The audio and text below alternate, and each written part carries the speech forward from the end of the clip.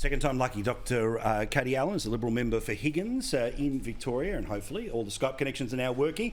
Dr. Allen, thanks again for the chat. So, before we get to gender quotas, all of those issues, again, alcohol in and around Parliament, what would your suggestion be for changing it? Because the bars have flowed pretty freely around Canberra for a long time before you got there. Look, I think it's pretty clear that there's been some hard drinking in the past. My understanding is it has improved with improved working hours. So the House now sits until 8 p.m. and then rises, and therefore we've got more normal working hours. And I think that helps. But I think working and drinking during the day, most workplaces don't accept that. And I think that's not unreasonable that we don't have drinking during the day. It's fine to have responsible drinking, over a meal. I'm not trying to be a wowser about this. But we are making important decisions for the country, and I think the public expects us to be responsible about drinking. We want to make sure it's a safe place, a safe workplace for everybody. Now, our friend Bronwyn Bishop, former Speaker of the House, guest on this program, her suggestion was that actually Parliament should be sitting later.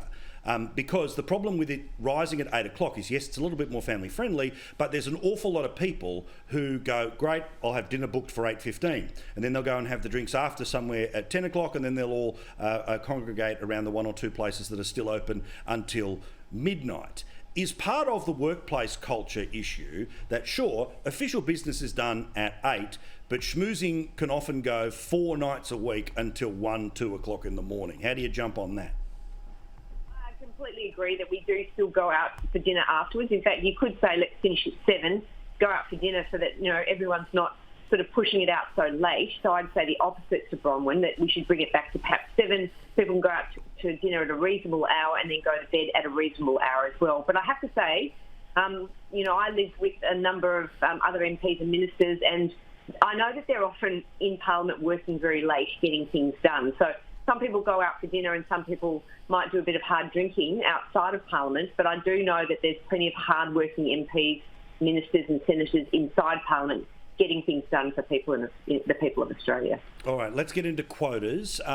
Now, people like Peter Credlin are far more articulate in suggesting as to why they don't like the quota system. I've heard what you've had to say in other forums, but I wanted people to be able to hear the other side of the coin here from you about why there's a need for it to kick in for the Liberal Party. So you talking to a largely conservative audience, largely Team Blue, so feel free to convince them why it's the right thing to do, because there ain't no Greens and there ain't no Labor watching. Fantastic. Look, I've always been incredibly against quotas. We're a grassroots party. We believe in equality of opportunity, not equality of outcome. We think if you give people the right opportunity, we'll get the right outcomes. So I'm actually not for Labor quotas. I'm for Conservative quotas, and that means candidate lists and making sure we have equal representation in those lists, just like we have with our administrative committees through the party since the days of Menzies. We need to make sure that we prepare those candidates, that we have equal opportunities for those candidates to be vetted and trained and supported, so equal numbers of men and women. In Victoria, we've had some candidate training programs here, which has had, in the last program, out of 26 candidates who just graduated last weekend, 11 of them were women. But just as importantly, 11 of them were from a multicultural background. So the candidate list and the candidate preparation and training programs can ensure that we have diversity, not just of gender, but also of an ethnicity and background, because that's what the Liberal Party is good at doing. It's good at bringing people with real-life experience to the table, and we should be supporting people to get into Parliament from different backgrounds, making sure we have gender equality moving forward. And the last intake of coalition MPs in the 2019 election actually had 50-50, showing that things like our Women's Win Committee, our candidate training programs, and other programs like the Pathways to Politics program, which I did at the University of Melbourne, all contribute to preparing women to take their seat at the table of power as they should do, based on expertise and support to get there. Also, when we talk about quotas, understandably, there are all types of variations of Australian citizens, and we can break it down: gender, sexuality, racial backgrounds, religious preferences, all of that stuff, right? And this is not a slippery slope argument. It's just about frankly, it almost feels like, we should double check what the census is. And then if we're going to put these systems in place, then there's only so many spots for this, so many spots for that. But obviously, part of the thinking of the conservative side of politics is that cream will always rise to the top. What is stopping the right female rising to the top, even in a branch full of blokes?